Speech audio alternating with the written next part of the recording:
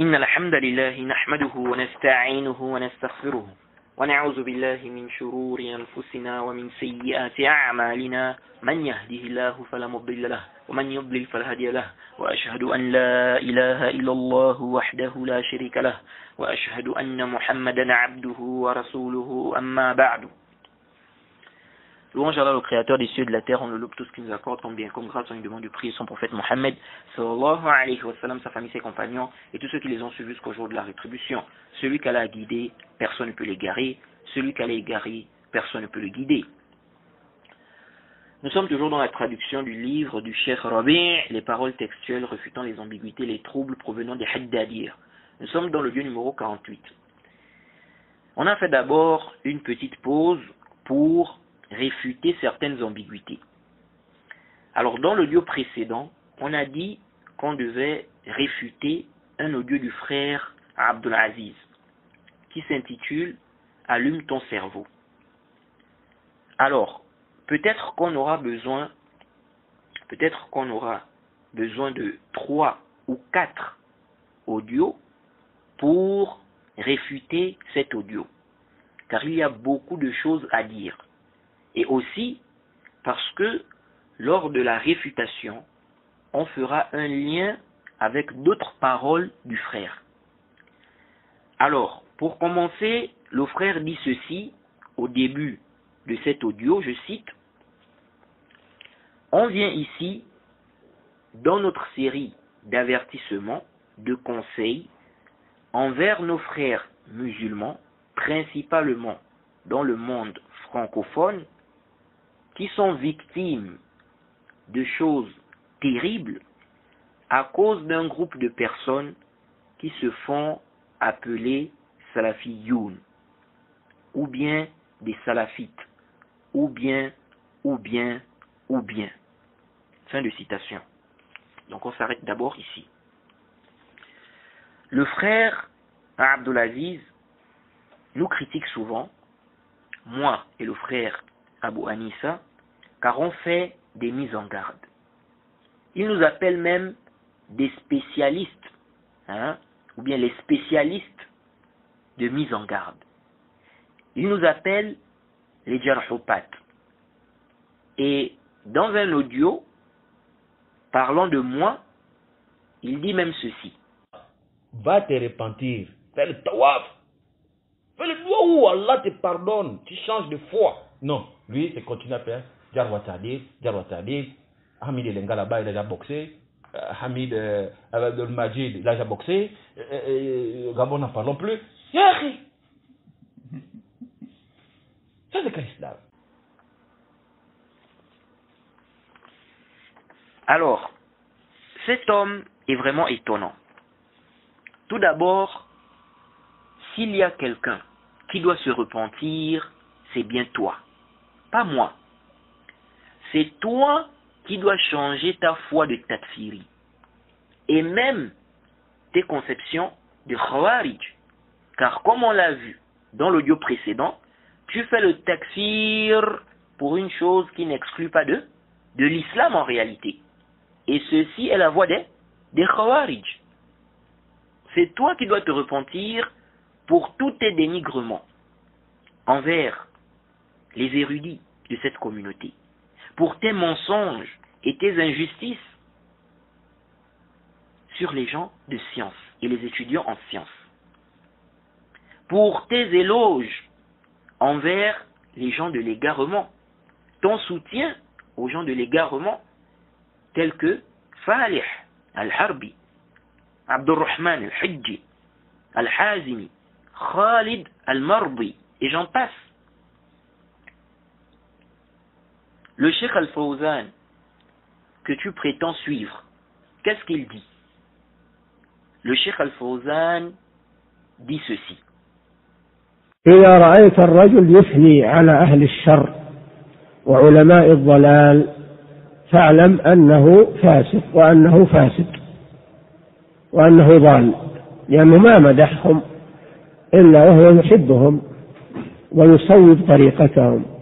وإذا رأيت الرجل يمدح أهل السنة، الإمام أحمد، ابن المبارك، وكذلك يمدح علماء التابعين ومن جاء بعدهم، فاعلم أنه صاحب خير، لأنه ما مدح أهل السنة إلا وهو يحب السنة والتمسك بها.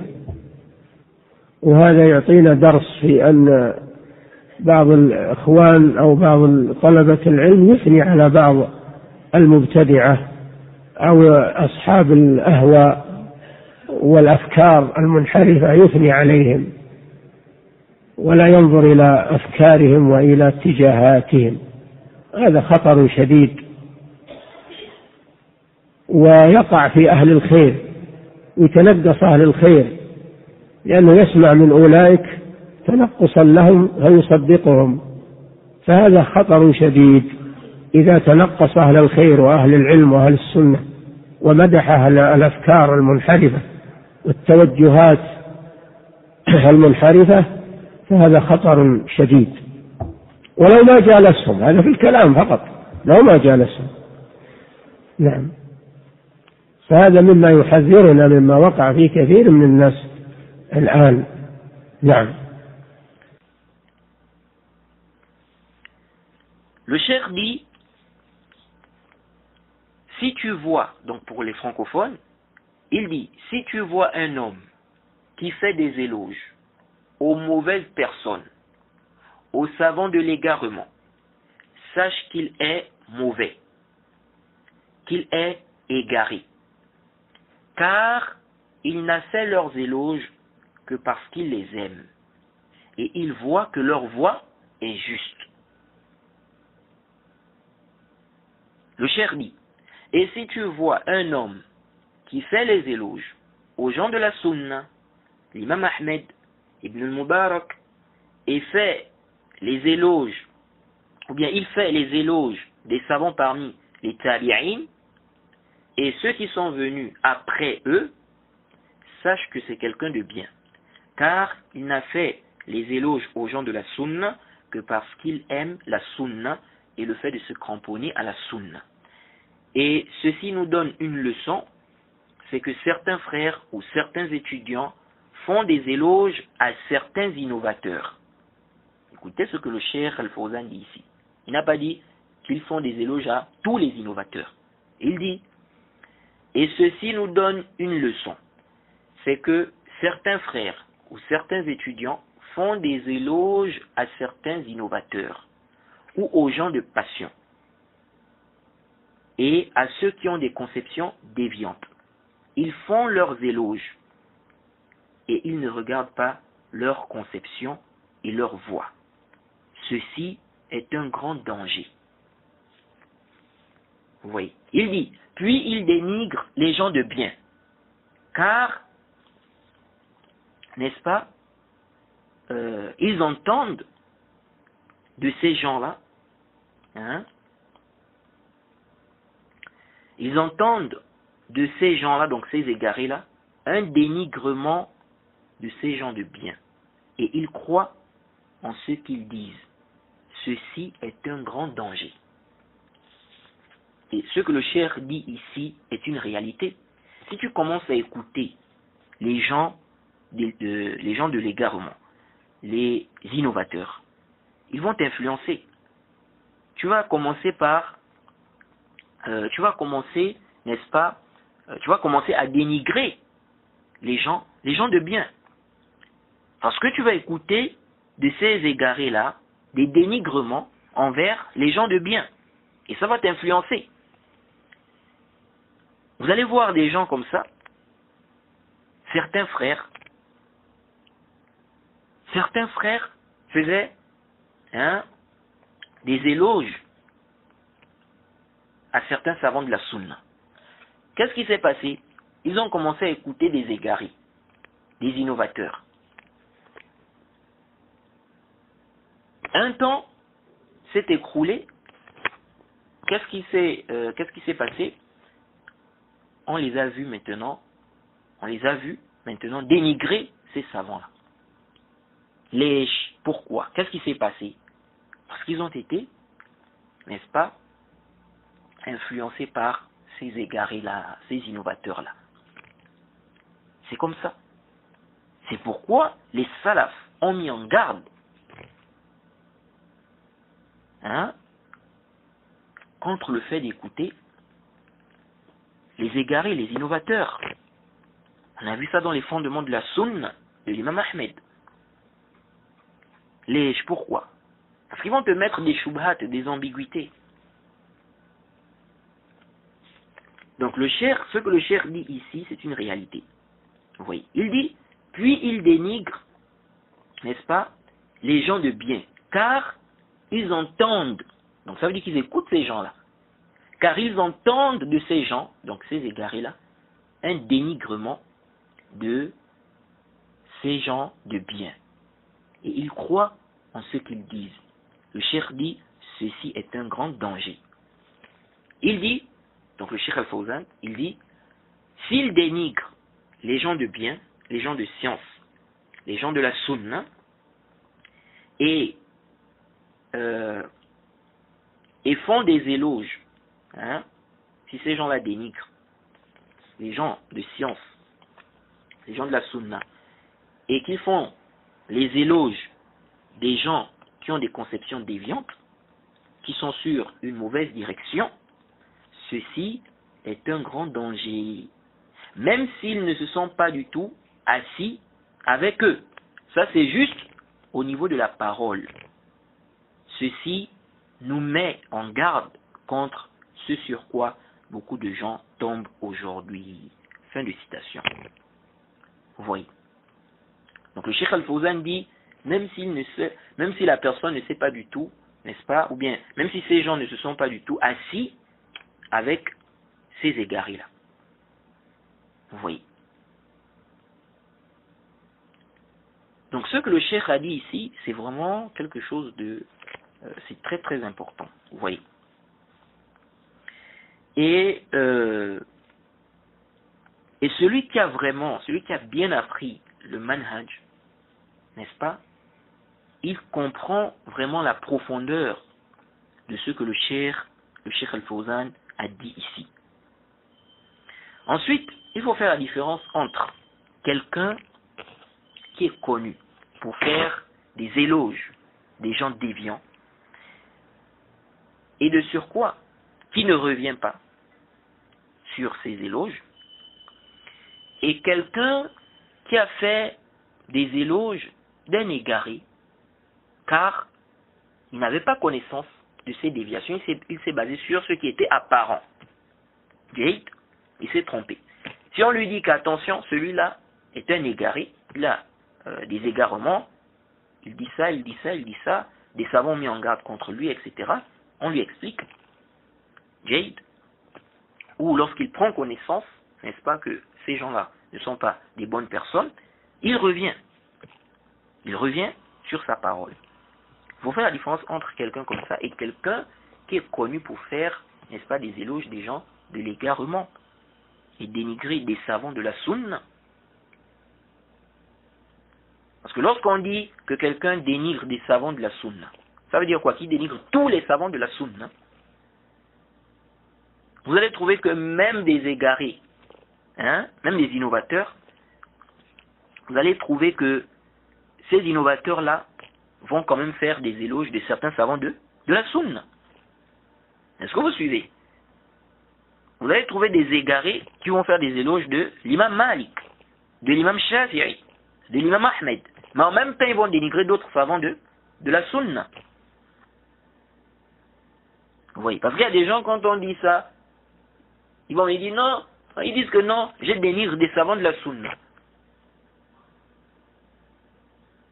Parce que j'ai dénigré qui? Parce que j'ai parlé d'un tel, j'ai parlé sur un tel. Mais un tel que tu cites là. Qui sont-ils? Tu crois que les gens de l'égarement dénigrent tous les savants de la sunna? On va dire tous les gens de l'égarement, pour être plus précis. Tu crois que tous les gens de l'égarement dénigrent tous les savants de la sunna? Tu crois en cela? Donc c'est évident. C'est comme aujourd'hui, lorsqu'on parle des takfiris et des haddadiyya. Mais les takfiris et les haddadiyya font des éloges de certains savants de la sunna. Est-ce que vous voyez? Les takfiris, par exemple, ils vont te parler en bien du cheikh Mohammed ibn Abdul Wahhab. Certains takfiris, je ne dis pas tout, certains takfiris vont te parler en bien du cheikh Al-Fawzan. Ils le citent même beaucoup. Est-ce que vous voyez ça? Mais en même temps, ils vont dénigrer, par exemple, le cheikh Al-Albani. Est-ce que vous voyez ça? Donc, il faut vraiment que les gens comprennent.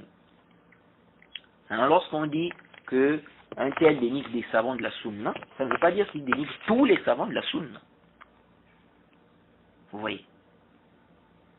Et lorsqu'on dit qu'il fait, n'est-ce pas, les éloges aux gens de l'égarement, ça ne veut pas dire qu'il fait les éloges, n'est-ce pas, à tous les gens de l'égarement.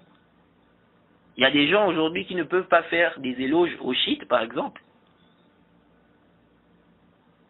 Il va faire des éloges, par exemple, au Jama'at al-Tabligh. Est-ce que vous suivez ça? C'est pourquoi le Cheikh Al-Fawzan, dans sa parole, il a dit, hein, certains frères ou certains étudiants font des éloges à certains innovateurs. À certains innovateurs. Bref, ça c'est même, on peut dire qu'on peut faire même tout un cours, hein, rien que sur cette question-là. Mais, il faut comprendre que le fait de faire des éloges, des égarés, hein, défendre des égarés, ça montre que tu n'es pas sur une bonne voie.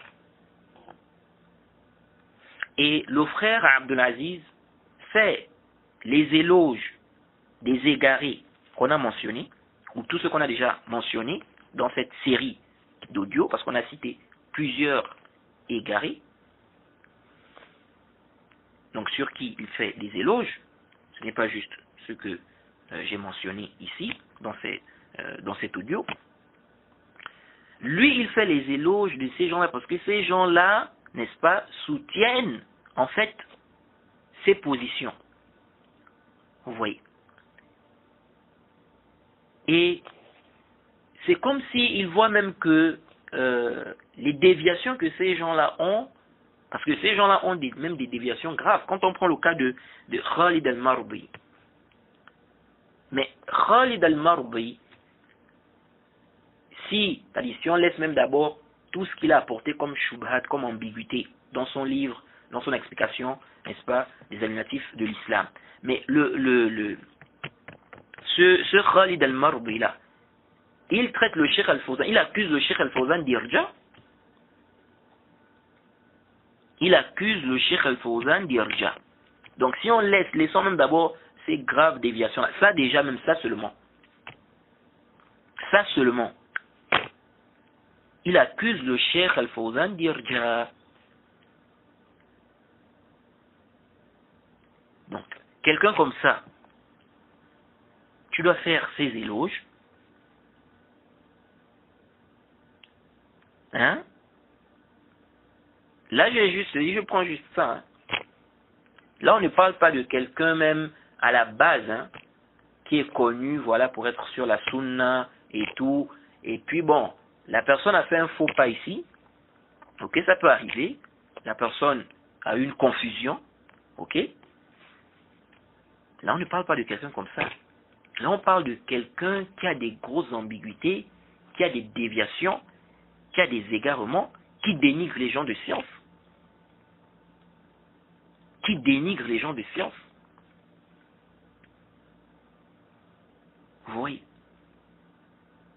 Il fait même le takfir de certains gens de science. C'est Khalid al-Marbi là. Vous voyez. Qu'Allah nous en préserve. Bref. Il y a des gens qui sont connus pour faire, n'est-ce pas, des éloges aux gens déviants. Donc ce n'est pas juste, voilà, qu'ils ont fait juste un faux pas comme ça, en passant, non, c'est connu d'eux. Vous voyez. Qu'ils font des éloges aux gens de l'égarement. Et les gens doivent bien comprendre ces masaïl-là. Parce qu'il y a beaucoup de gens qui s'embrouillent ici. Donc, c'est toi qui dois en fait te repentir, en réalité. Et nous avons clairement démontré tes déviations dans cette série d'audio. Et ce n'est pas encore fini, Inch'Allah, étant donné que tu persistes dans ta propagation du faux. Et je vous ai dit depuis, mes audios sont là, en ce qui me concerne. Mes audios sont là. Prenez-les. Réfutez-moi de façon scientifique. Montrez-moi un seul fondement des gens de la Sunna que j'ai contredit. Un seul. C'est vous qui prenez des questions à divergence. Vous faites de ces questions-là des fondements, des consensus. Puis, ceux qui vous contredisent sur ces questions-là sont des mécréants, des anadiqa, des jahmiya. Ça, c'est la voie, n'est-ce pas, des haddadi et des takfiri. L'élève de l'imam Ahmed, qu'est-ce qu'il a dit? Ibn Harb al-Kirmani. Il a dit ceci: وَأَمَّا الْخَوَارِجُ فَإِنَّهُمْ يُسَمُّونَ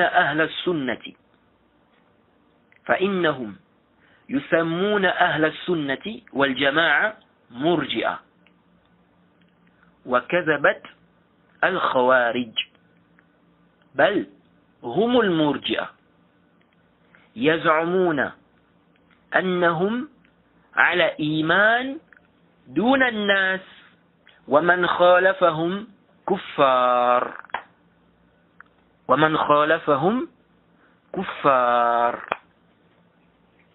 Il dit quoi, cet élève de l'imam Ahmed? Il dit, quant aux Khawarij, ils appellent les gens de la Sunna et du consensus Murji'a. Ils appellent les gens de la Sunna et du consensus Murji'a.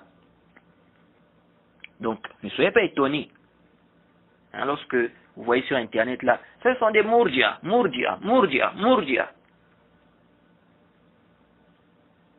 Alors que les gens qui sont en train d'appeler Murji'a, là n'ont pas les fondements des Murji'a. Oui. Ibn Harb dit quoi? Il dit que les Khawarij appellent les gens de la Sunna et du consensus Murji'a. Aujourd'hui, sur Internet, on a des Khawarij qui appellent des gens de la Sunna Murji'a. Parce que ces gens n'ont pas les mêmes positions que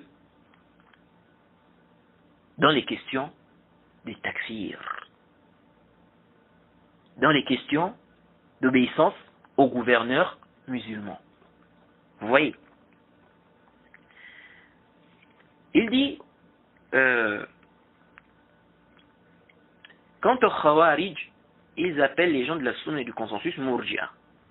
Les Khawarij ont menti.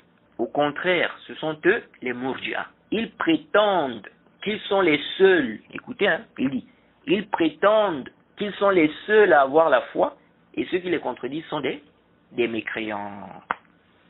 Et c'est comme ça. Quelqu'un va avoir une conception, une position, dès que tu contredis ça, tu es kafir. Vous voyez, tu es mécréant. C'est comme les gens qui font la fitna avec la question de l'excuse pour cause d'ignorance là.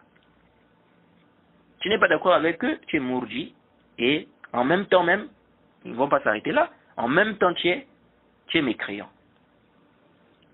Vous voyez ça? Alors cette parole d'Ibn Harb, n'est-ce pas, se trouve dans son livre Ijma' al-Salaf fil i'tiqad, le consensus des salafs dans la croyance, à la page 99. J'avais déjà mentionné cette parole-là, j'avais déjà traduit cette parole. Vous voyez? Et n'oublie pas que tu as déjà fait mon takfir. Hein? Tu me traites même de païen. À cause de quoi? À cause de la question de l'excuse pour cause d'ignorance.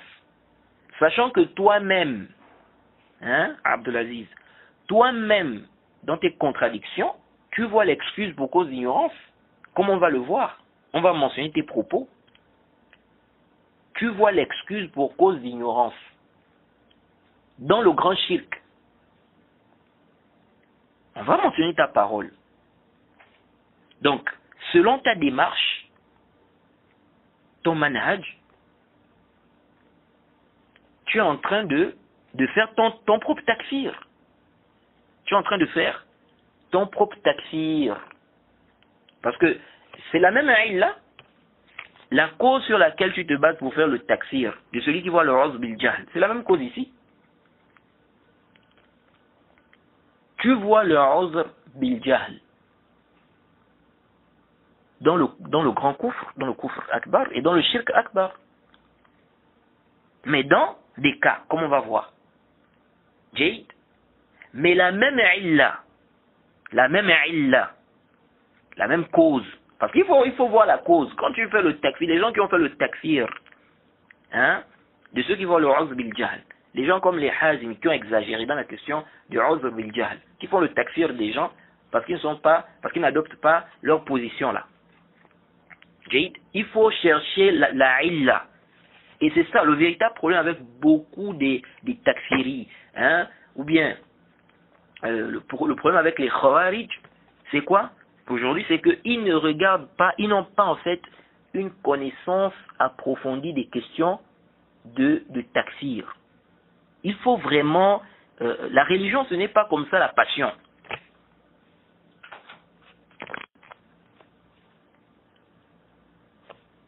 Le véritable problème, c'est ça. C'est-à-dire, il faut regarder. Quand tu viens, tu dis ça c'est le kufr. Ça c'est du kufr. Comment c'est du kufr et pourquoi c'est du kufr? C'est ça en fait. Et c'est ce qui fait en sorte que ces gens-là sont vraiment embrouillés. La même illa sur laquelle tu te bases, ou la même illa, hein, la même cause sur laquelle vous vous basez pour faire le takfir de ceux qui voient l'excuse pour cause d'ignorance, cette même cause-là se trouve ici, là où vous acceptez là. Non, il n'y a pas d'excuse pour cause d'ignorance, sauf, non, il n'y a pas, mais c'est la même illa. C'est la même illa. Et on va détailler ça. Ça arrive. Soyez patient. On va bien détailler ça.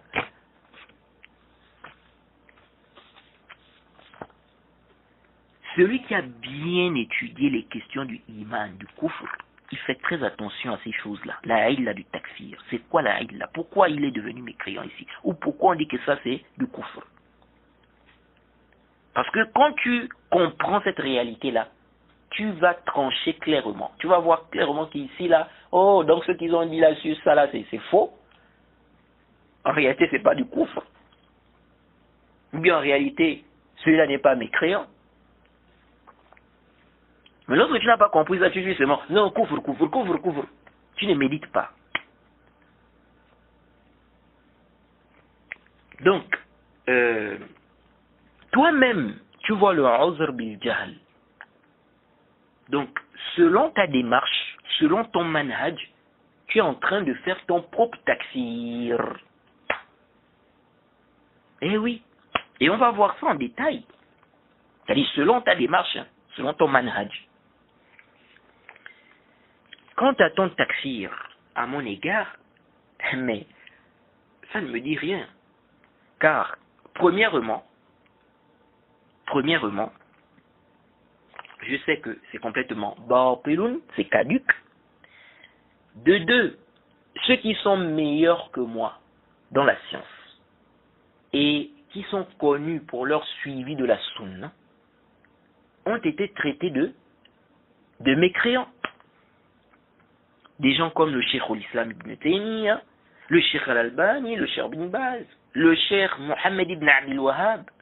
On a vu ça dans Kitab al-Tawhid, on a vu que des gens ont fait même le takfir du Cheikh Mohammed ibn Abdel Wahhab. Et cette question ne finit pas. Jusqu'à aujourd'hui, vous trouvez des gens qui font le takfir de certains gens de science, qui sont connus pour être sur la sunna.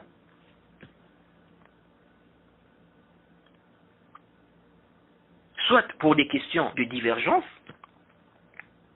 soit parce que ces gens-là n'est-ce pas? Non pas, ou bien parce que ces savants-là n'ont pas la même conception qu'eux, ou bien la même position qu'eux, sur tel ou tel sujet. Vous voyez, ils font le takfir. Mais qu'est-ce que ça change?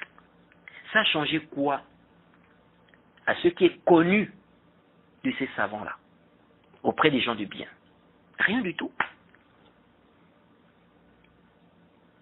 Certains égarés ont même été plus connus, n'est-ce pas,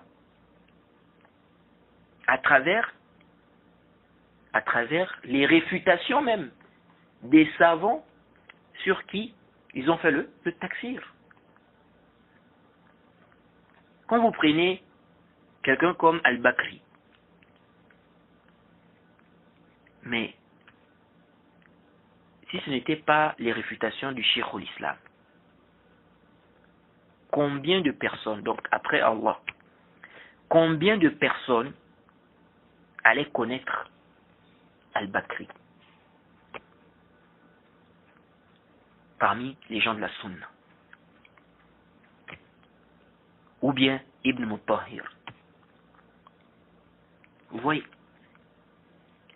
Bref, ce qui compte, c'est la réalité.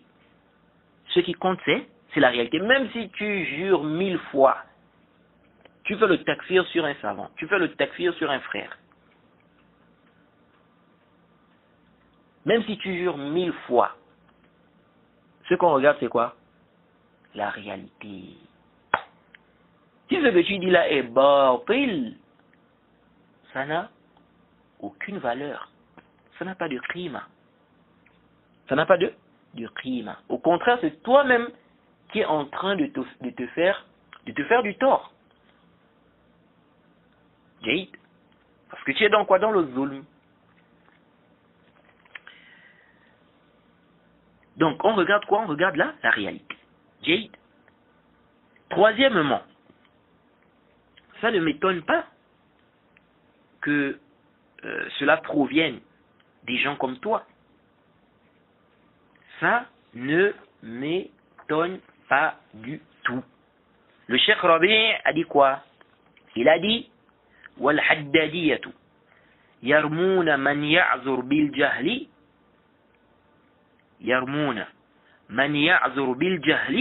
bil irja'i wa ba'duhum yukaffiruhu. Ça c'est dans Al-Maqalatul Asariya, à la page 349, 12e édition. Le cheikh dit quoi? Il dit les Haddadiya accusent d'irja celui qui excuse pour cause d'ignorance. Certains d'entre eux le rendent même mécréant. Le cheikh dit quoi? Il dit certains d'entre eux le rendent même mécréant. Et il faut faire le takfir de tous les savants qui voient l'excuse pour cause d'ignorance, tels que le Cheikh al-Islam Ibn Taymiyyah, tels que le Cheikh Ibn Uthaymin. Il faut faire leur takfir, parce que ces savants-là voient l'excuse pour cause d'ignorance.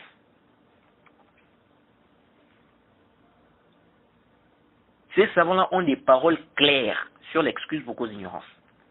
Même si des gens cherchent à tourner, non, mais ça ne tient pas. Et on va voir, quand on va parler du sujet encore en détail dans cette série, on va voir les ambiguïtés et réfuter ça. Le Cheikh al-Islam Ibn Taymiyyah a des paroles claires sur l'excuse pour cause d'ignorance. Et la position du Cheikh al-Islam, c'est quoi? C'est que quelqu'un peut être excusé pour son ignorance s'il tombe dans un acte de kufr ou dans un acte de shirk.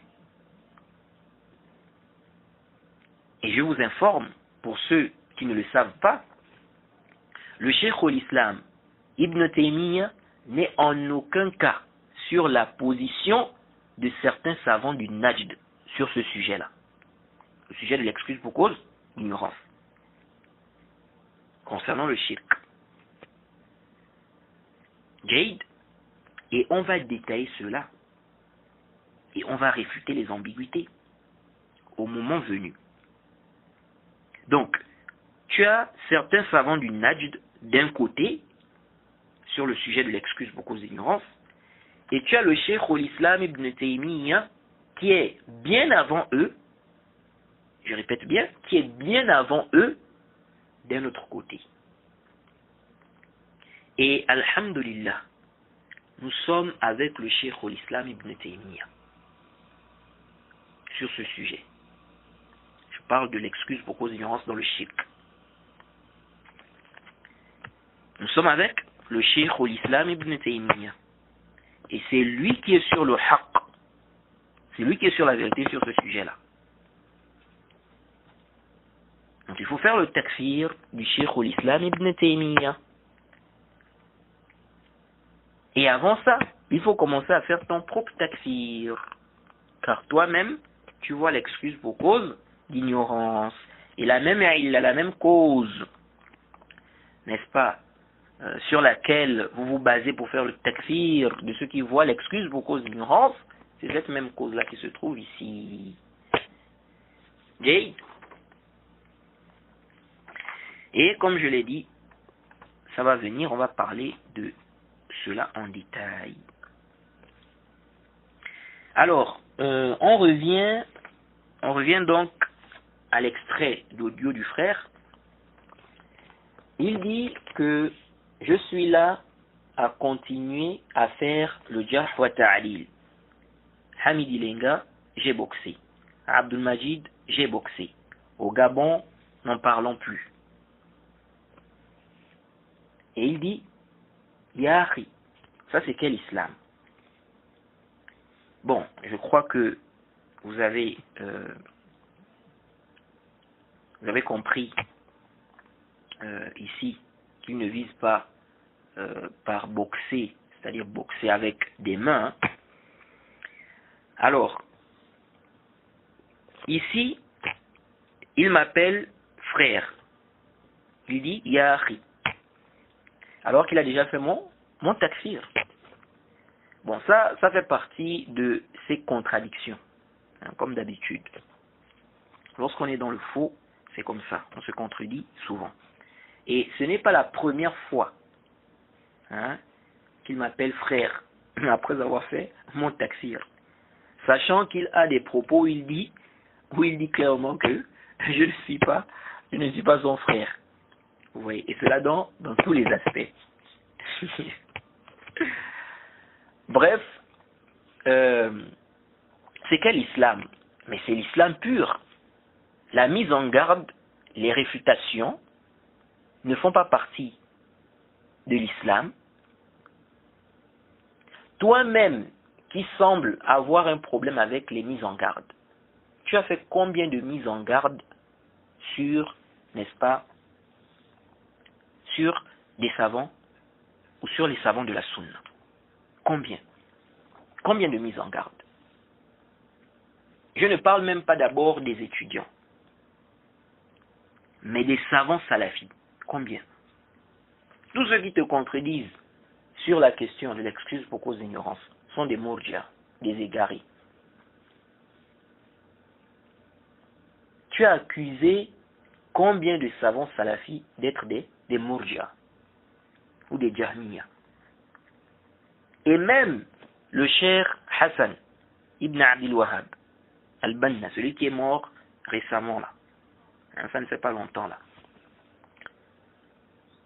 même lui, tu l'as traité de mourji. Lèche, pourquoi? Certainement parce que le cheikh ne rend pas mécréant celui qui laisse les actes apparents. Parce que beaucoup de gens ne savent pas ça. Ça, c'est la position du cheikh aussi. Vous voyez. Et ils ont même fait un audio. Hein, c'était, je crois, un appel téléphonique. Ils ont mis ça sur Internet pour faire passer le cheikh, n'est-ce pas, pour un mourji. À cause de cette question-là. Hein, quelqu'un qui a posé la question au cheikh sur celui qui délaisse ses actes apparents. Vous voyez. Et celui qui pose la question, il n'a pas pu faire le lien entre le fait de dire que la foi est parole et acte et le fait de dire que celui qui est des actes apparents, il n'est pas sorti de l'islam. Et c'est ce qui a embrouillé beaucoup de savants à notre époque-là. C'est ce problème-là.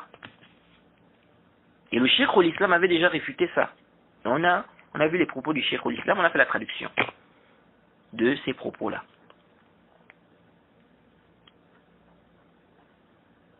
Ceux qui accusent les gens d'irja là, parce qu'ils ne rendent pas mécréants ceux qui des actes apparents, leur problème, leur grosse ambiguïté, c'est ici. Ils n'arrivent pas à voir, ils n'arrivent pas à concevoir, ils n'arrivent pas à faire un lien. Ou bien, je veux dire, ils n'arrivent pas à comprendre en fait que comment on peut dire la foi est parole et acte, et puis on dit celui qui des actes apparents, il n'est pas mécréant. Alors que s'ils lisent bien les propos du Cheikh al-Islam, les réfutations du Cheikh al-Islam au Khawarij, ils vont voir que la chose est claire. Parce qu'en réalité, cette ambiguïté-là, de dire que les actes font partie de la foi, et donc, si on dit que les actes font partie de la foi, celui qui va donc délaisser les actes apparents, ok, il devient mécréant parce qu'il a délaissé une partie de la foi. En réalité, ça, c'est une ambiguïté des Khawarij. Fais l'istidlal, naam, fais l'istidlal, Jayid, en te basant sur des arguments qui montrent que celui qui a délaissé les actes apparents, n'est-ce pas, il est mécréant. Donc les arguments qui montrent cela selon toi. Comme quoi? Comme les textes qui montrent que celui qui délaisse la prière, il est mécréant. Tu dis celui qui délaisse la prière est mécréant, et donc celui qui délaisse les actes apparents, forcément il a délaissé la prière, il est mécréant. Parce que là-dedans, il a délaissé quoi? La prière. Et pour moi, celui qui délaisse la prière, il est mécréant. Naam. Mais quand tu viens avec cet istidlal-là, ok, en disant que non, les actes font partie de la foi, et donc celui qui délaisse les actes apparents, il a laissé une partie de la foi, et donc il est mécréant, en réalité, tu es en train de faire le même istidlal que les Khawarij. En réalité. Vous voyez. Et on avait déjà vu ça. On a vu les propos du Cheikh al-Islam où il explique que c'est la parole de... C'est l'ambiguïté ou bien c'est l'istidlal. C'est l'istidlal des... Là où il explique en fait cet istidlal-là des Khawarij. On a vu ça. Vous voyez. Et on a vu la réfutation que le Cheikh al-Islam a apportée par rapport à cela.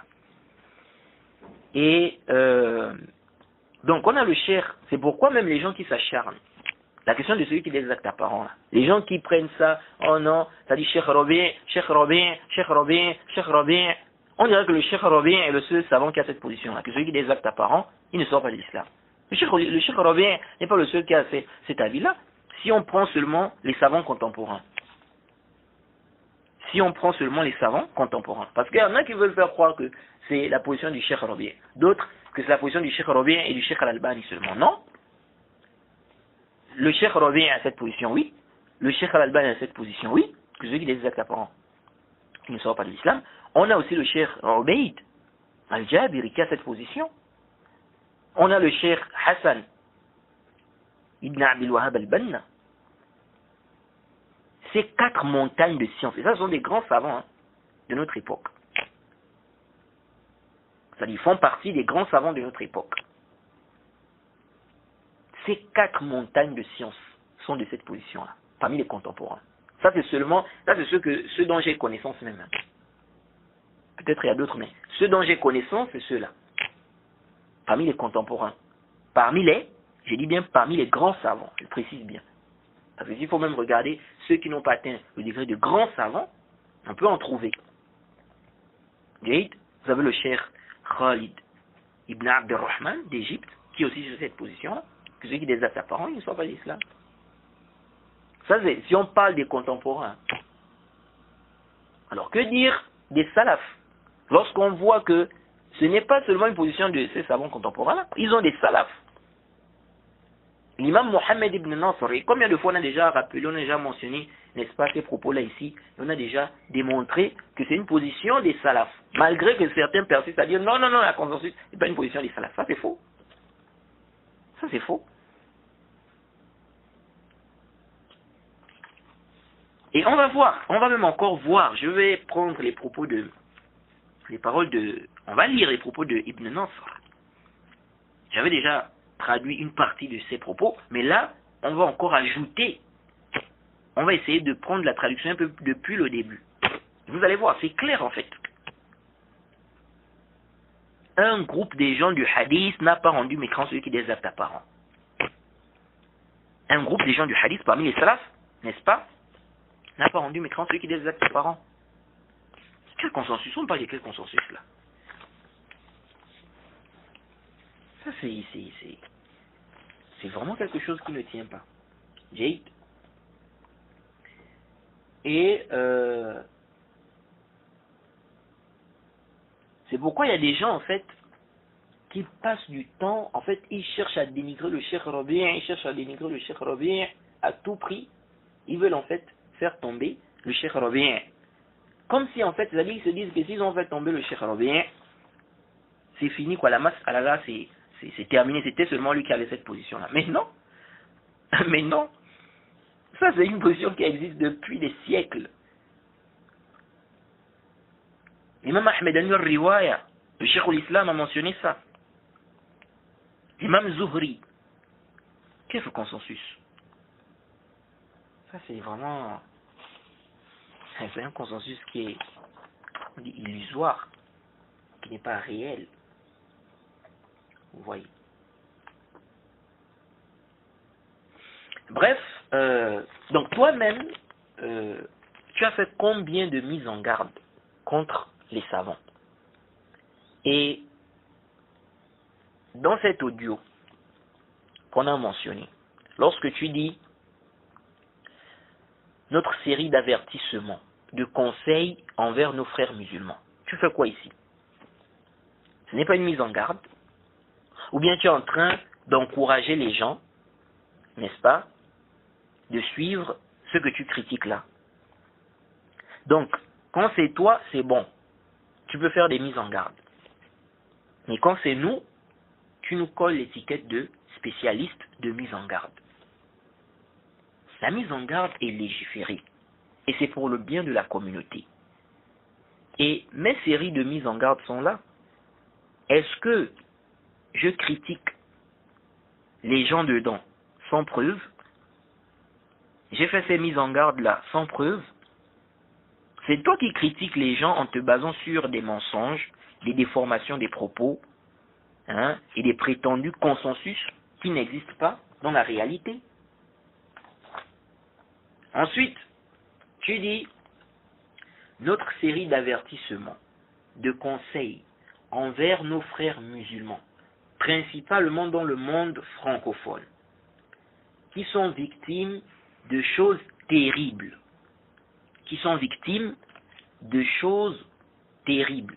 à cause d'un groupe de personnes qui se fait appeler salafiyoun ou bien salafite. Alors ici, je me demande, donc toi en fait, donc selon toi en fait, tu ne fais plus partie des salafis, selon toi. Si tu fais partie des salafis, donc tu rentres dans ce groupe-là, tu dis un groupe de personnes qui se fait appeler salafiyoun ou bien salafite. Toi-même, tu ne te fais pas appeler salafi. Donc tu rentres dans ce groupe si tu te fais appeler salafi.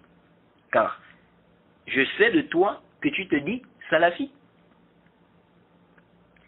Oui. Mais comme en fait, en réalité, tu es un hizbi qui veut se cacher derrière la salafiyya, ça ne m'étonne pas que tu commences à employer ce genre de discours. Un discours, quand tu écoutes ça, tu vois que la personne est en train de s'écarter en fait. Oui. Tu es en train de dévoiler ce que tu caches petit à petit. Ensuite, quelles sont ces choses terribles dont les gens sont victimes et dont les salafis sont la cause? Il faut citer ça avec preuve. Ensuite, le frère dit ceci. On a par la grâce d'Allah mis en place une chaîne YouTube dans le but d'aider, de renseigner, d'informer et surtout d'allumer le cerveau. Allume ton cerveau. ô petits madkhalistes. On demande à tous ces petits madkhalistes de se calmer, d'allumer le cerveau, de ne pas perturber les musulmans dans plusieurs pays francophones. Alors on s'arrête d'abord ici. Cette chaîne, en réalité, est plutôt une chaîne remplie d'ambiguïté et qui a été mise en place en réalité pour dénigrer le Cheikh Rabi', le Cheikh Al-Albani et ceux-là ou les étudiants salafis qui te contredisent. Et dans cette série d'audios, on a démontré plusieurs fois tes ambiguïtés, tes faussetés, et on a réfuté. Il dit, allume ton cerveau. Comme je l'ai dit, en réalité, c'est toi qui dois allumer ton cerveau. Si on peut dire qu'un cerveau est éteint. Si on peut dire qu'un cerveau est éteint. Il dit, ô petits madkhalistes, on demande à tous ces madkhalistes de se calmer. Alors, qui sont les madkhalistes? Ce nom a été inventé par les ennemis du Cheikh Rabi' pour faire croire que ceux dont il parle sont des égarés, que c'est une secte. C'est comme le terme Wahhabiyya ou bien Jamiyya. Ce sont des gens, des égarés qui ont inventé ça pour dénigrer ceux qui reconnaissent le rang du Cheikh Mohammed ibn Abdel Wahhab. Donc pour le terme Wahhabiyya. Et pour le terme Jamiyya, ceux qui reconnaissent le rang du Cheikh Mohammed Aman al-Jami. Vous voyez. Si tu reconnais la place du Cheikh Mohammed ibn Abdel Wahhab, tu reconnais que c'est un savant de la Sunna, tu le respectes, tu le défends, tu enseignes même ses livres, ils disent que tu es quoi? Wahhabi. C'est la même chose pour le Cheikh Mohammed Aman al-Jami. Tu vois l'obéissance au gouverneur musulman, dans le convenable, il t'accuse, il dit que tu es quoi? Tu es Jami. Tu expliques Kitab al-Tawhid, on te dit que tu es Wahhabi. Vous voyez, c'est la même chose avec le Cheikh Rabi' ibn Hadi al-Madkhali. Tu reconnais son rang, tu le défends, tu reconnais que c'est un savant de la Sunna, tu le défends. Ils disent que tu es quoi? Madkhaliste. Tu es quoi? Madkhaliste. Tu es madkhaliste. Vous voyez ça. Donc, ils collent ces étiquettes-là. Celui qui écoute, qui ne connaît pas, il peut se dire que ils sont en train de parler d'une secte.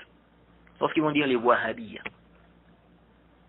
Alors que ce n'est pas du tout une secte. Vous voyez. Et c'est vous qui inventez ça. Nous suivons le prophète. Nous suivons le prophète Mohammed sallallahu alayhi wa sallam. Nous suivons le Coran et la Sunna. À la compréhension des salafs. Donc sur quelle base des gens qui suivent le Coran et la Sunna, la compréhension des salafs, sur quelle base vous allez appeler ces gens-là Wahhabi? Ou bien Madkhaliste? Ou bien Jamiyya? Est-ce que vous voyez ça? Et intabihu huna.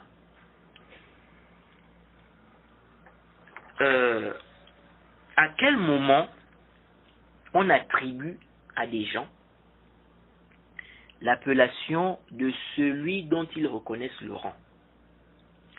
Si ce dernier a apporté une nouvelle religion ou un nouveau manhaj, une nouvelle voie, des nouveaux fondements, en ce moment, ceux qui vont soutenir ce dernier, ok, on va donner cette appellation-là. C'est-à-dire, on va affilier ces gens-là à ce dernier. C'est comme l'appellation, quand on dit aujourd'hui les Haddadiyya.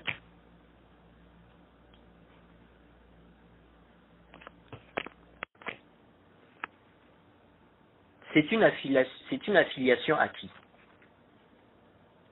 C'est une affiliation à Mahmoud Haddad. Les Tijaniya, c'est une affiliation à qui? Ahmed Tijan. Oui. Donc, si quelqu'un vient avec des nouveaux fondements, des déviations, des égarements, ok, et que des gens soutiennent cette personne dans ces déviations ou dans ces égarements-là, ok, on peut faire quoi? On peut les affilier à cette personne. Comme on dit aujourd'hui les Haddadiyya, c'est une affiliation à Mahmoud Haddad. Vous voyez. Maintenant, on pose la question suivante. Quelle est la voie que le cheikh Mohammed ibn Abdel Wahhab a apportée, qui est une nouvelle voie? Quelle est la nouvelle voie que le cheikh Mohammed Aman al-Jami a apportée pour qu'on attribue, bien qu'on affilie les gens, n'est-ce pas, en disant que non, voilà, vous êtes des Wahhabiyya ou bien vous êtes des Jamiyya. Le cheikh Rabi', quelle est la nouvelle voie qu'il a apportée pour que vous appelez les gens madkhalistes? Le cheikh Rabi' n'a pas du tout apporté une nouvelle voie. Il est sur la voie de ceux qui nous ont précédés. Tu reproches quoi au cheikh Rabi'? Tu reproches quoi au cheikh Rabi'? La question de l'éloge et de la critique. Lis les livres de l'éloge et de la critique. Lis les livres des hadiths, les livres des salafs. Lis les paroles de l'imam Ahmed sur la critique. Les paroles de Abu Zur'a, les paroles d'Abu Hatim al-Razi, Mohammed ibn Sirin, et j'en passe. Lis les paroles de ces salafs-là. Lis ce qui s'est passé lors de la fitna sur la question du Coran. Est-ce que le Coran est créé ou pas? Lis les positions de l'imam Ahmed vis-à-vis de certains savants de la Sunna, dont il n'a pas fait le tabdi'. Lis comment il s'est comporté avec eux. Bien qu'il n'ait pas fait leur takfir, et leur tabdi', pardon. Ceux qui ont répondu lors de la fitna, parmi les savants de la Sunna. Lis ce qui s'est passé à l'époque de l'imam al-Bukhari et l'imam Mohammed ibn Yahya al-Zuhli. Ce qui s'est passé entre Ibn Khuzayma et ses élèves. Et j'en passe. Lis tout ça. Et tu vas comprendre que le cheikh Rabi' n'a pas du tout apporté un nouveau fondement dans l'éloge et la critique.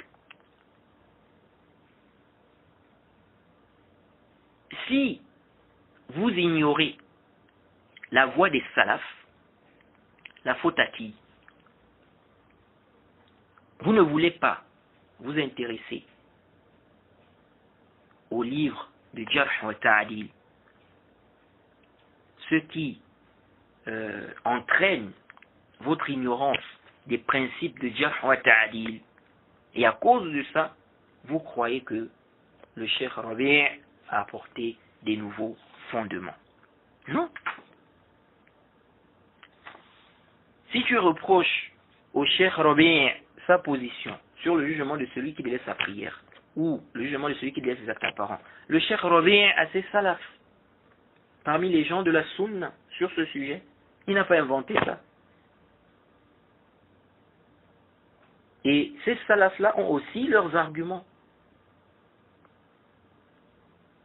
Et on a plusieurs fois mentionné les salafs du Cheikh Rabi' sur ce sujet. Si vous ignorez la divergence, ou si vous persistez à croire qu'il y a un consensus, qu'il n'y a pas de divergence, ça c'est votre problème. En tout cas, les doués de raison, qui cherchent vraiment la vérité, et à qui Allah a facilité, pourront constater d'eux-mêmes que ce que vous êtes en train de prétendre comme consensus est complètement batiloun. Il est faux, il est caduque. Si tu reproches au Cheikh Rabi' le fait qu'il voit l'excuse pour cause d'ignorance, pareil.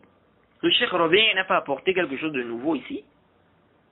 Il a ses salafs sur le sujet et il se base sur des arguments.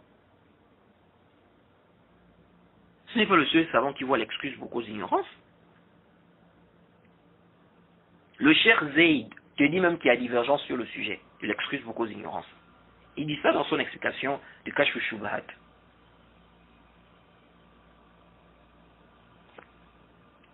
Donc le Cheikh est sur la voie de nos salafs. Maintenant des erreurs, forcément il en a. Il n'est pas du tout infaillible. Comme tous nos savants. Vous connaissez un savant de la Sunna qui est infaillible. Donc forcément le Cheikh Rabi' a des erreurs. Il n'est pas infaillible. Comme tous nos savants. Il se trompe comme tous nos savants. Il n'est pas infaillible. Vous connaissez un savant de la Sunna qui est infaillible, qui ne se trompe pas, qui n'a pas d'erreur. Aucune erreur. C'est chez les chiites qu'ils considèrent, n'est-ce pas, c'est chez les chiites qu'ils considèrent des imams comme étant infaillibles. Chez les gens de la Sunna, il n'y a pas ça. Que non, les savants sont infaillibles. Donc le cheikh est un être humain. En tant qu'être humain, il se trompe. Mais une erreur qui le rend innovateur, égaré, nous ne connaissons pas cela de lui. Apportez-nous cela si vous êtes véridique. Et même si on suppose que le cheikh a une erreur qui implique à la base le tabdi' de quelqu'un, cela ne fait pas de lui automatiquement un innovateur égaré. Il y a des savants qui sont tombés dans des choses graves. Malgré cela, les gens de la Sunna ont préservé leur rang. Et pour bien comprendre ce principe-là, j'avais expliqué dans un audio, j'ai fait un tafsir sur ce sujet-là, dans un audio, je crois que c'est dans les fondements de la Sunna. Et je crois que j'ai aussi parlé de cela dans l'audio où je réfute une ambiguïté au sujet de la croyance de Nawawi ibn Hajar, ibn Hazm. Oui. Il faut faire la part des choses. Et les gens de science ont toujours expliqué, n'est-ce pas, comment on doit se comporter lorsqu'un savant de la Sunna tombe dans une erreur. Vous voyez. Il faut comprendre cela. Un savant qui est connu pour suivre la Sunna, pour ne pas suivre la passion. S'il fait une erreur, il n'est pas comme quelqu'un qui est connu à la base pour être un égaré, pour suivre des passions, pour vraiment quelqu'un qui est connu pour être quelqu'un de têtu, qui suit ses passions, qui est connu pour être un égaré. Vous voyez. Alors, si c'est la question des obligations, lorsque le Cheikh Rabi' disait qu'il est possible de délaisser des obligations à cause d'un intérêt et des mots qui peuvent en découler, si on les fait, c'est-à-dire, il se peut qu'une chose soit obligatoire, ok, mais qu'il y a un intérêt à délaisser cette chose-là. D'abord, par rapport à une circonstance. Et faire ça plus tard, par exemple. Vous voyez. Alors, des égarés ont pris la position du Cheikh Rabi' lorsqu'il expliquait, n'est-ce pas, ce principe-là. Ok. Par exemple, on va dire, réfuter quelqu'un peut être obligatoire. Mais dans une circonstance, il se peut que l'intérêt soit dans le fait de délaisser d'abord ça. De ne pas d'abord le réfuter là. Parce que le réfuter là, ça va apporter un plus grand mal, par exemple. Jade. Alors donc, des égarés ont pris les propos du Cheikh Rabi', ils ont vraiment fait grossir cela, ils ont déplacé ça de son contexte, sans regarder même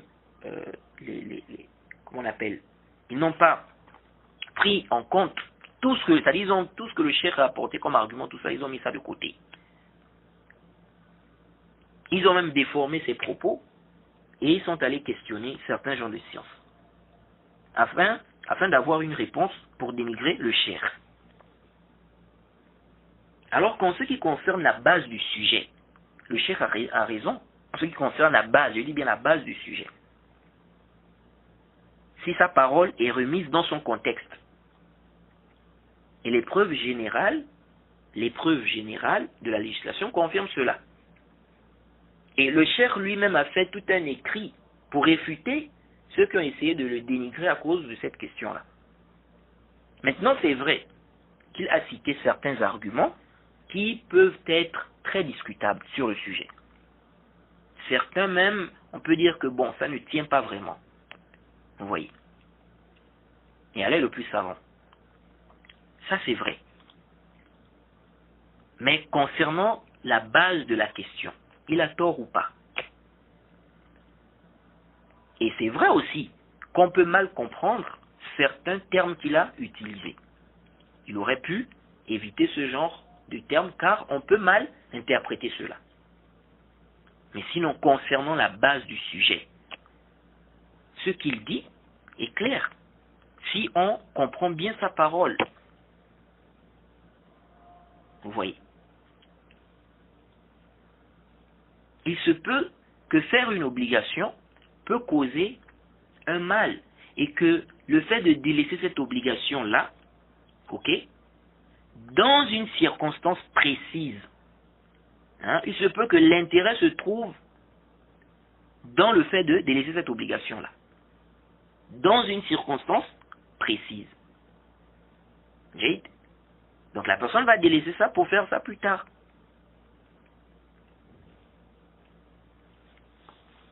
En quoi on doit maintenant prendre une question comme ça et faire de ça, on fait grossir ça, oh non, d'autres sont même arrivés. Il y a même certains qui ont voulu faire le takfir du Cheikh à cause de ça.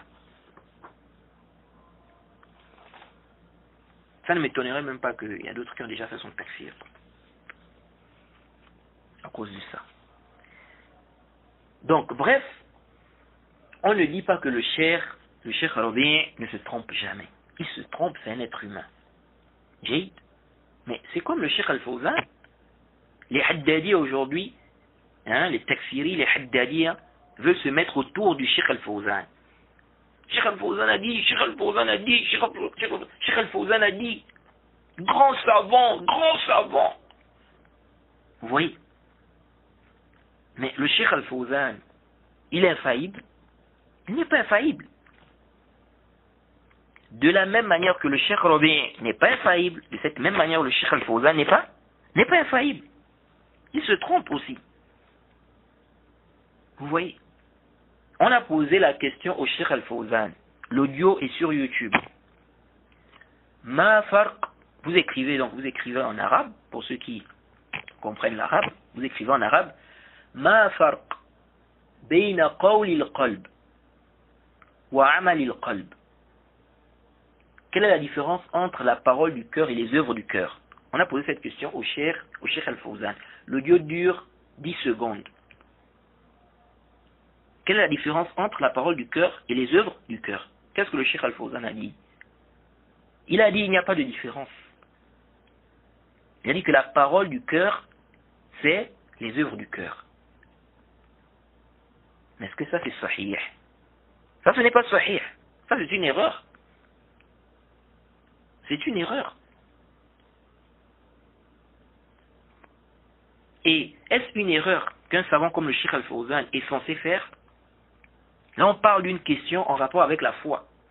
Lisez les paroles du Cheikh du Cheikh al-Islam ibn Taymiyyah, d'Ibn al-Qayyim, le Cheikh ibn Uthaymin et nos salafs, est-ce qu'ils ont dit qu'il n'y a pas de différence entre la parole du cœur et les œuvres du cœur?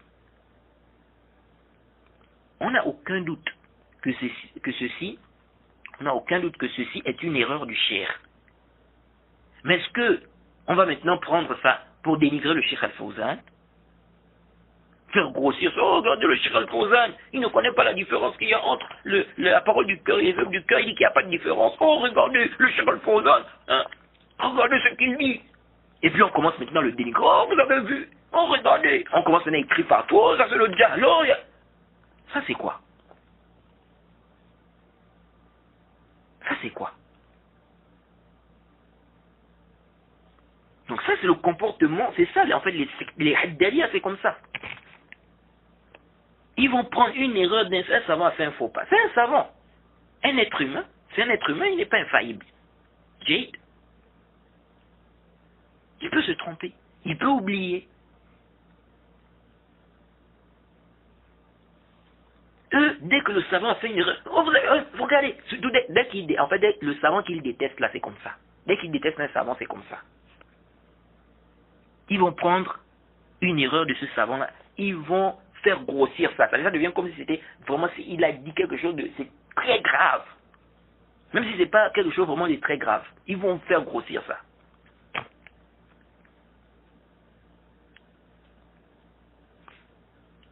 Et puis ils vont commencer à dénigrer ce savant-là. C'est terrible. Vraiment qu'Allah nous aide. Donc il faut savoir comment se comporter vis-à-vis des erreurs des savants de la Sunna. Jade. Sachant que le Cheikh Al-Fawzan, même il se peut que dans une autre parole, il a eu à faire la différence. Il se peut qu'il ait oublié en fait. Vous voyez.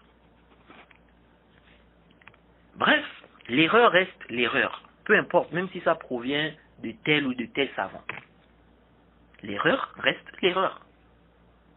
Vous voyez, l'erreur reste l'erreur. On dit ça, c'est une erreur. Jade. Mais les Haddadiyya, eux, dès que le savant fait l'erreur, le savant qu'ils détestent, ils prennent ça, ça devient, ça dit qu'ils s'envolent de joie. Et le livre même Al-Furuq, là, le livre Al-Furuq, sur lequel certains Haddadiyya se basent, l'auteur du livre là, le livre qui est devenu la base chez les frères, n'est-ce pas, chez les Haddadiyya du Gabon là, Al-Furuq Bayna Aqidat al-Salaf wa Aqidat al-Murji'a. Ce livre là, mais je crois que l'auteur du livre là, je crois que c'est à la page 96, je crois que c'est à la page 96 du livre, ou ailleurs, je ne me rappelle plus bien, mais il a évoqué ce point-là, comment se comporter, n'est-ce pas, lorsque le savant de la Sunna fait un faux pas, lorsqu'il se trompe.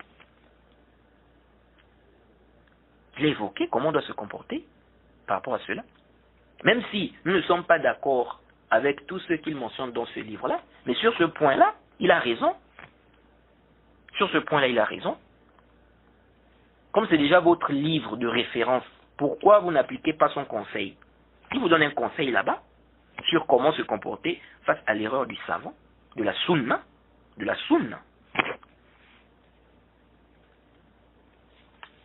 Et je parle surtout des Haddadiyya du Gabon là. Donc, la chose est très claire. Le Cheikh Rabi' n'a pas innové des fondements pour que vous appelez ceux qui reconnaissent son rang, sa place, madkhaliste. Et qu'est-ce qu'il dit? Il dit on demande à tous ces petits, donc on revient sur les propos du frère, il dit on demande à tous ces petits madkhalistes, à tous ces petits madkhalistes là, de se calmer. Il nous vise. Nous disons, nous sommes calmes. On se contente de vous réfuter scientifiquement. C'est vous qui nous menacez à cause de nos réfutations et vous faites croire que nos réfutations ne sont pas sur, ce n'est pas sur un problème, nos réfutations ne sont pas sur un problème religieux. Et vous appelez ça les mises en garde des Machibi. Alors que nos audios témoignent du contenu de nos mises en garde. Et ces gens-là ont une façon très dangereuse de se faire passer pour des victimes. C'est comme dans l'audio précédent du frère Abdelaziz que je vous ai, dans l'audio précédent, donc l'extrait de son audio que je vous ai fait écouter dans l'audio précédent. Il dit quoi? Il dit non, là-bas il dit tant que vous allez sortir de la religion comme vous faites là. Celui qui écoute ça peut croire en fait que qu'on le réfute sur des choses personnelles, de sa vie privée. Or c'est faux. Il suffit d'écouter nos réfutations pour s'en rendre compte. Même si je crois plutôt qu'il vise le takfir ici, dans sa parole. Lorsqu'il dit, si vous étiez des musulmans, tant que vous allez sortir de la religion, comme vous faites là. Moi, je crois qu'il vise ici le takfir. Et je le connais bien, dans ceux-là.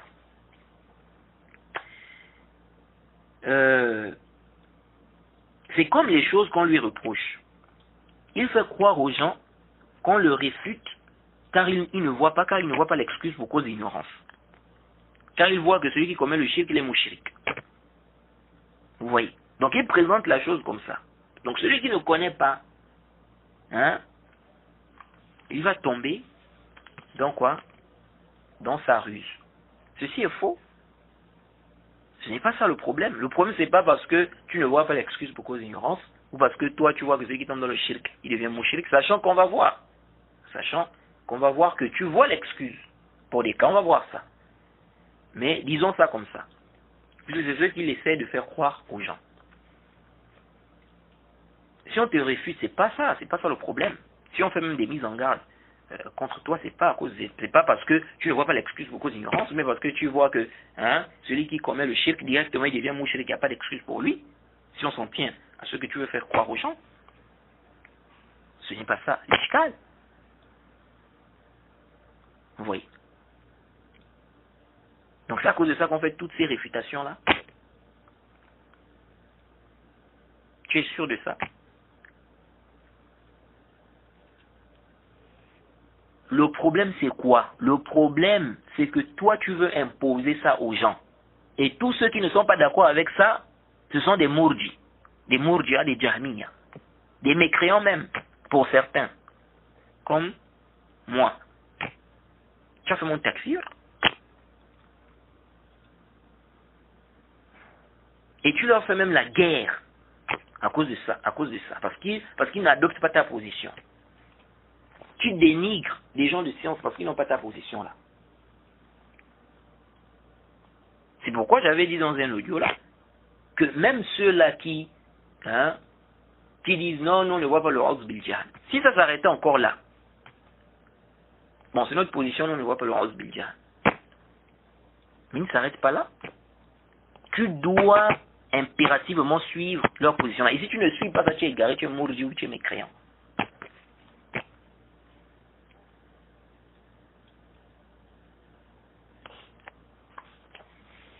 Et ça, c'est dangereux. Alors, sans oublier le reste de tes déviations qu'on a déjà détaillées dans cette série d'audio. Bref, tu te fais passer pour la victime, alors que c'est toi le méchant dans tout ça. C'est toi le méchant. Dans cette affaire, je parle bien de cette affaire-là. Nous ne faisons que te réfuter. On réfute tes faussetés. On réfute tes faussetés avec preuve. On ne te menace pas. Comme toi, tu le fais. Comme toi, tu le fais envers nous. Hein? On reste dans un cadre scientifique, donc on est calme. Et on ne perturbe pas les musulmans dans plusieurs pays francophones. Ensuite, il dit, vous êtes à l'origine des troubles, des divisions et même de meurtres. Dans beaucoup de pays, les gens le savent. Alors, arju an tantabihu huna. Je demande votre attention ici, car c'est parmi les plus grandes ambiguïtés qui égarent les gens. C'est min akhtar ash-shubahat. C'est parmi les ambiguïtés les plus dangereuses. Et souvent, le frère Abdelaziz se sert de cela pour égarer les gens. Quelle est cette ambiguïté? C'est la question des divisions. La question de la division. Bon, je ne veux pas parler, ou je ne vais pas parler aujourd'hui sur la question des meurtres dont il fait allusion, car j'avais déjà réfuté ces mensonges-là et son ignorance sur cela dans l'audio où je parlais du frère Abissa et dans cette série d'audio aussi, lorsque j'ai parlé de la question liée à la situation de la Libye et la position du Cheikh Robin par rapport à cela. Donc ça, c'est déjà balayé. Mais comme il n'a pas d'argument, il revient toujours sur les mêmes choses qui ont déjà été réfutées pour embrouiller ceux qui ne savent pas, qui n'ont pas vu nos réfutations sur ces choses-là. Donc, je vais ici m'appesantir sur la question de la division. Car ça égare beaucoup. Même les non-musulmans qu'on appelle à l'islam. Intabihu huna. Intabihu huna. Alors, Abdelaziz se base sur la fitna qu'il y a eu, donc récemment, et qui a divisé des frères salafis. Oui, il faut dire la vérité, cette fitna a divisé des frères salafis. Donc la fitna qu'il y a eu entre le cheikh Rabi' et le cheikh Mohammed ibn Hadi. Alors, je vais d'abord donner une réfutation générale sur la question des divisions. Puis, je vais revenir sur ces propos, donc les propos du frère, qui se trouvent dans un audio. Je vais revenir sur ces propos-là et on va parler de cette fitna-là en détail pour voir vraiment qu'est-ce qu'il en est. Et donc on va profiter, n'est-ce pas, à parler de cette fitna-là et puis expliquer aux gens ce qu'ils doivent retenir en fait. Mais ici, je vais juste me concentrer sur la question de la division d'abord et je vais donner d'abord une réfutation générale. Car le but ici est normalement de réfuter son audio allume ton cerveau. Mais comme les sujets sont liés, on va donc essayer de les rassembler et puis de réfuter les ambiguïtés ensemble. C'est pourquoi j'ai dit qu'on aura peut-être besoin de 3 ou 4 audios pour réfuter son audio. Parce qu'on va faire le lien avec d'autres questions aussi. Ou peut-être qu'on aura besoin d'un peu plus. Donc plus de 4 audios. Voilà. Bref. Vous savez, mettre des ambiguïtés, c'est facile. En quelques minutes, on peut mettre des ambiguïtés aux gens. Mais pour faire de très bonnes réfutations, parfois il faut plus de temps. Alors, l'ambiguïté c'est quoi? C'est de faire croire que la division est le signe que les gens qui se divisent sont tous égarés. Ils sont tous sur une mauvaise voie, car ils se divisent. C'est pourquoi Abdelaziz aime dire ça. Regardez, en ce moment, ils se divisent. Regardez, en ce moment, ils se divisent. Vous voyez. Arju an tantabihu. je demande votre attention. La division ne prouve pas forcément que les gens qui se divisent sont tous dans le faux. Celui qui croit cela est un ignorant ou un aveugle simplement. Pour juger si des gens qui se divisent sont tous dans le faux, on revient à quoi? On revient aux preuves du Coran et de la Sunna. Qu'est-ce qu'elle a dit? فَإِن تَنَازَعْتُمْ فِي شَيْءٍ فَرُدُّوهُ إِلَى اللَّهِ وَالرَّسُولِ إِن كُنتُمْ تُؤْمِنُونَ بِاللَّهِ وَالْيَوْمِ الْآخِرِ. Sourate 4, verset 59. Elle a dit, si vous divergez, si vous discutez, ou bien si vous divergez sur quoi que ce soit, renvoyez-le à Allah et à son messager, si vous croyez en Allah et au jour dernier. Donc on renvoie ça à Allah, donc au Coran et au prophète de son vivant, et après sa mort à sa sunna. Donc Allah savait bien qu'il devait y avoir des discordes, des divergences. Il nous a demandé de renvoyer cela au Coran et à son messager, donc de son vivant, et à sa sunna après sa mort. Vous voyez. C'est ainsi qu'on juge qui est sur la vérité.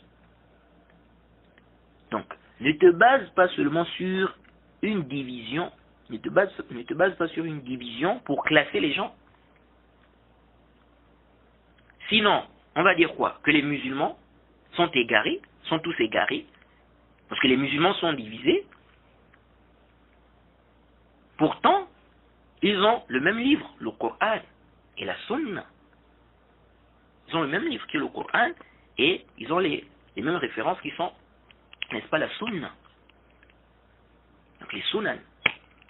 Mais on sait bien qu'il y a des divisions, il y a des sectes. Est-ce que cela remet en cause la véracité de l'islam? Non. Est-ce que vous voyez? Et celui qui se base sur la division entre salafis pendant une période précise, car souvent ces divisions-là, c'est un temps en fait. Après, ça prend fin. La vérité apparaît aux gens clairement. Vous voyez? Comme la fitna de Ma'ribi, la fitna de Falih, ça a divisé des salafis. Mais après, les choses, n'est-ce pas, ont été claires pour les gens. Pour ceux qui cherchent vraiment la vérité. Bref, celui qui s'argumente des divisions,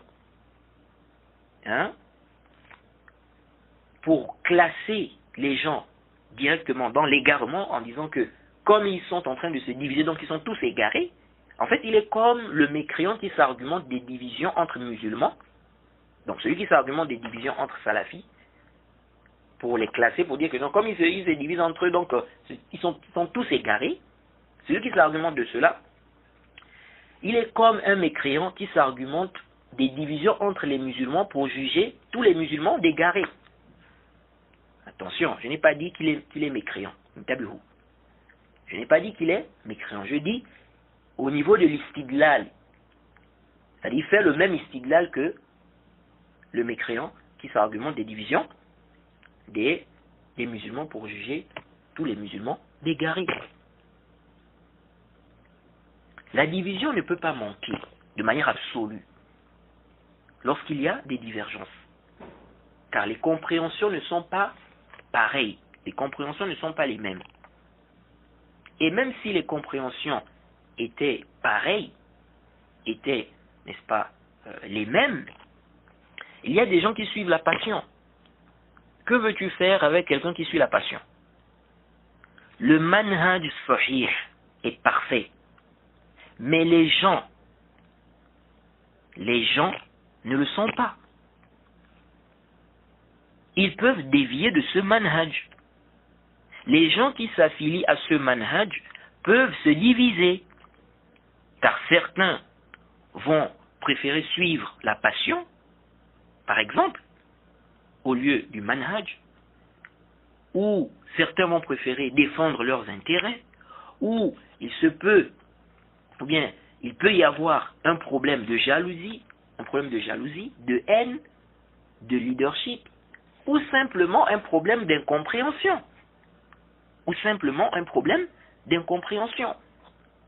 Tout ceci peuvent être des causes de division. Les causes de division sont nombreuses.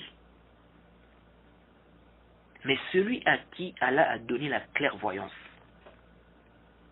celui-là ne se base pas sur la simple division pour juger les gens qui se divisent en disant qu'ils sont tous égarés parce qu'ils se divisent. Il se peut même que les personnes se divisent sans qu'aucune de ces personnes ne soit égarée. Juste qu'il y a une erreur de la part de certains, mais une erreur qui ne les rend pas égarés, par exemple. C'est-à-dire qu'ils sont toujours des salafis sur une bonne voie, sauf que à cause de telle erreur, ça a créé une petite division. Jade.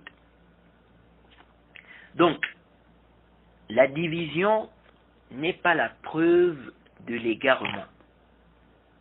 Sinon, à l'époque de l'imam al-Bukhari, les salafis, les gens de la sunna se sont divisés en deux grands groupes.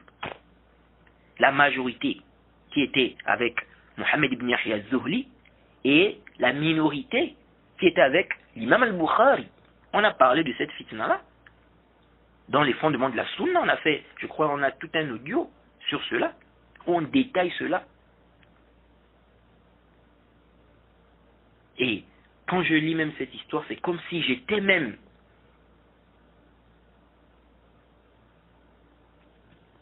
vous voyez. Il y a eu une grande fitna à l'époque de l'imam al-Bukhari et de Mohammed ibn Yahya az-Zuhli. Une grande fitna qui a divisé les gens de la sunna en deux grands groupes dans le monde. Ça veut dire quoi? Que les gens de la sunna ils étaient tous égarés.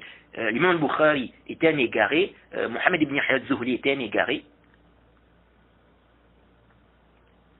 C'est ce que ça veut dire.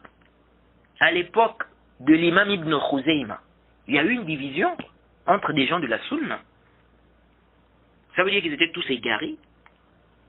Plus que ça, les compagnons du prophète Mohammed sallallahu alayhi wa sallam, il n'y a pas eu un combat entre les compagnons, un groupe qui était avec Ali et un autre groupe qui était avec Muawiyah. On a vu ça dans les fondements de la sunna. Il y a eu même des morts à cause de ce combat. Et on a parlé de la cause de ce combat-là dans les fondements de la sunna. Et on a expliqué quelle est la croyance des gens de la sunna par rapport à cela. Qu'est-ce qu'on doit retenir? Quelle est la bonne croyance qu'on doit avoir par rapport à cela? Par rapport à ce qui s'est passé entre les compagnons. On a expliqué ça dans les fondements de la sunna. Abu Bakr et Fatima n'ont pas eu un désaccord. Ça veut dire qu'ils étaient tous les deux égarés.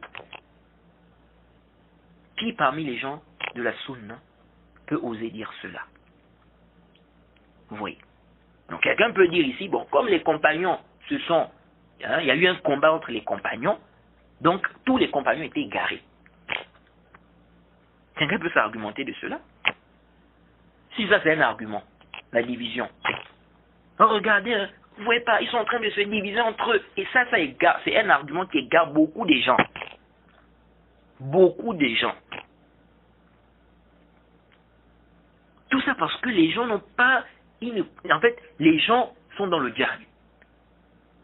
Parce que quand tu apprends bien ton dîn, les fondements, est-ce que des choses comme ça peuvent même t'embrouiller? Les frères salafis se divisent. Ils se divisent et puis à quoi? C'est-à-dire, tu as déjà connu le manhaj qui est sahih. Tu connais que la salafia c'est le haqq. Maintenant, si les salafis se divisent, à cause de cette division, tu dis maintenant que la salafia n'est pas vraie. Non, La salafia, le manhaj, lui-même, il est sahih. Mais les gens qui suivent ce manhaj-là peuvent diverger, peuvent se diviser sur des problèmes, des points, etc. Ça peut arriver.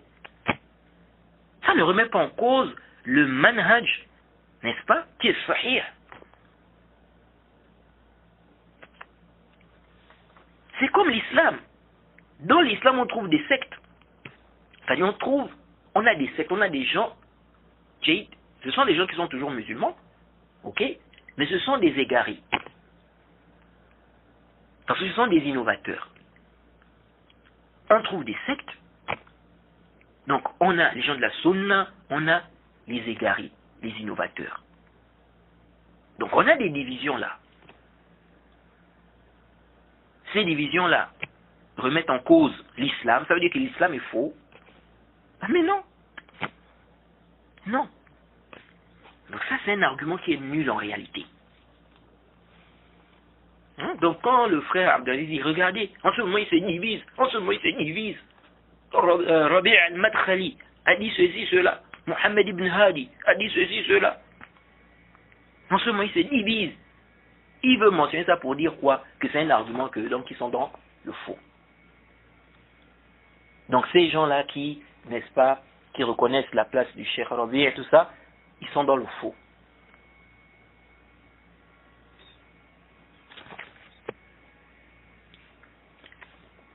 Donc, la division, ou le désaccord, ou la mésentente, ou même le combat. Le combat, là j'ai parlé même d'un combat où il y a eu même des morts entre les compagnons. Un combat. Ah, ce n'est pas juste une simple division, on va dire, on va parler une dispute comme ça. Non, là on parle d'un combat même. C'est arrivé au degré d'un combat où il y a eu même des morts. Donc si quelqu'un veut faire ce genre d'argumentaire, il peut venir ici, il dit donc voilà, ça veut dire que voilà, donc l'islam c'est même pas la vérité, tout ça, tout ça. Donc ça, c'est pas des arguments. Ce n'est pas d'ailleurs, ça, ce ne sont pas on ne peut pas prendre ça comme étant des arguments pour venir juger l'islam. Jade. Et malgré ce combat qu'il y a eu entre les compagnons sont les meilleurs de cette communauté. Ils sont meilleurs. Vous voyez. Donc, la division, ou le désaccord, ou la mésentente, ou même le combat entre des personnes qui appartiennent au même manhaj ne signifie pas qu'ils sont tous égarés ou dans le faux. On doit plutôt étudier la divergence, le désaccord, et voir qui est sur la vérité, et non se baser simplement sur le fait qu'il y a division. Vous voyez. Et des gens peuvent même se tromper, et ils n'ont pas de péché pour cela. Vous voyez. Les compagnons du prophète, ils ont fait un ijtihad, c'était un ijtihad. Est-ce qu'on va dire que ils ont eu le péché?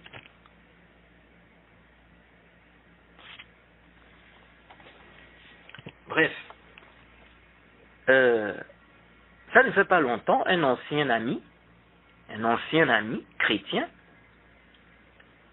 m'a fait, donc un ancien ami quand j'étais encore chrétien, il m'a fait comprendre que les musulmans sont divisés. S'ils étaient sur la vérité, ils n'allaient pas se diviser. Car on trouve on trouve ce qu'on appelle, ce qu'on appelle les khawarij, ok, les takfiris, les terroristes, d'autres se désavouent d'eux. Je lui ai expliqué que la division n'est pas du tout une preuve que des gens sont égarés. J'ai expliqué, j'ai détaillé, etc. Et je lui ai même dit que même chez eux aussi, On a les catholiques, on a les protestants, on a les témoins de Jéhovah. Il y a des divisions aussi. Donc si on prend ça comme argument, on va dire quoi? On va dire ça seulement c'est la preuve que les chrétiens sont égarés. Oui. Nous croyons que les chrétiens sont égarés, mais ce n'est pas juste parce que, bien ce n'est pas parce qu'ils sont divisés. Oui. Alors, je lui ai dit, même dans nos familles, parfois il y a des désaccords. On ne se base pas sur cela pour dire que tous ceux qui sont en désaccord sont dans le faux. Non, on étudie la chose pour voir qui dit vrai dans ça. Vous voyez. Et la division dans la famille n'enlève pas le fait que ça reste une famille. Vous voyez. Même si pour le cas de la religion, il est possible que tu sortes de la religion, que tu sois considéré comme un apostat. Vous voyez. Donc, ils sont censés ne pas se diviser. Mais ce n'est pas toujours le cas, à cause de plusieurs raisons. Et ça, c'est un peu partout. C'est comme ça dans d'autres domaines aussi, dans la vie, etc. Dans des domaines de la vie même. Et ces divisions et dissensions sont des épreuves. Lorsqu'il y a des désaccords dans des questions liées au manhaj, les gens sont censés suivre la vérité. Mais certains vont suivre la vérité et d'autres non. Ce qui va forcément créer des mésententes qui peuvent arriver jusqu'aux divisions. Et s'il faut suivre la logique du frère Abdelaziz, lui et moi, nous sommes dans l'égarement. S'il faut suivre sa logique, car aujourd'hui on est divisé, étant donné qu'avant on n'était pas divisé. Abdelaziz faisait même mes éloges. Dans un audio, il m'a même révélé qu'il voyait en moi un brin d'intelligence. Donc il avait vu en moi un brin d'intelligence. Avant on n'était pas divisé. Je parlais de lui en bien, il parlait de moi en bien. Une fois, il avait même partagé mes cours sur le djihad. Mais quand j'ai vu qu'il a pris une autre route, et après des discussions, des conseils en privé, j'ai décidé de faire des réfutations. L'union a disparu. Donc, quelqu'un peut dire, mais Mohamed avait étudié chez lui, non? Chez Abdelaziz, non? Quelque temps après sa conversion, non? Ils étaient ensemble, non? Regardez aujourd'hui, ils sont divisés. Ils sont divisés. Ils réfutent maintenant Abdelaziz.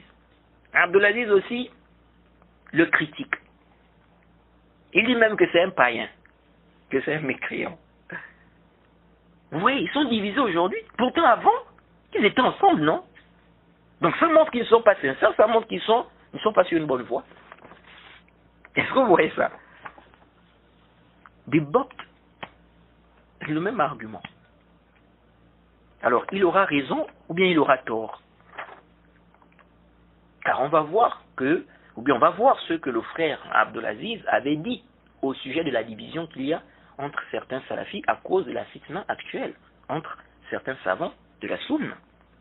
On va voir ça.